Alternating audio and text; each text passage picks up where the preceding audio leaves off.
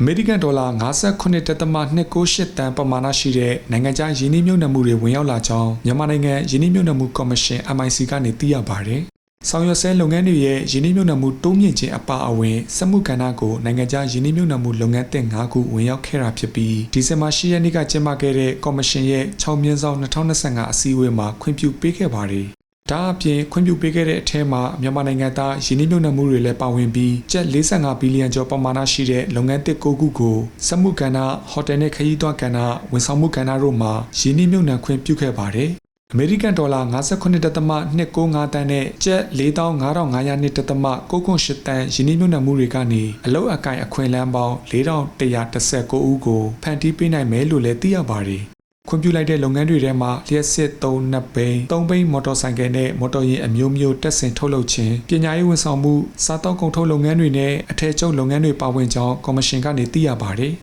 2025ခုနှစ်နိုဝင်ဘာလကုန်အထိမြန်မာနိုင်ငံမှာယင်းနှိမ့်မြုပ်နှံထားတဲ့နိုင်ငံဒေသပေါင်း53ခုထဲမှာစင်ကာပူနိုင်ငံကယင်းနှိမ့်မြုပ်နှံမှုအများဆုံးပြုလုပ်ထားပြီးစီးပွားရေးကဏ္ဍ12ခုထဲမှာ28.28% အထိလျှက်စစ်ဓာတ်အားကဏ္ဍမှာဝင်ရောက်ယင်းနှိမ့်မြုပ်နှံထားပါတယ်။ကော်မရှင်အနေနဲ့ယင်းနှိမ့်မြုပ်နှံမှုအဆိုပြုချက်တွေကိုစစ်ဆေးခွင့်ပြုခြင်းနဲ့လက်ရှိဆောင်ရွက်ဆဲယင်းနှိမ့်မြုပ်နှံသူများအတွက်ယင်းနှိမ့်မြုပ်နှံမှုဆိုင်ရာဝန်ဆောင်မှုတွေကိုမြန်မာနိုင်ငံယင်းနှိမ့်မြုပ်နှံမှုဥပဒေနဲ့အညီပံ့ပိုးကူညီပေးလျက်ရှိကြောင်းပါခင်ဗျာ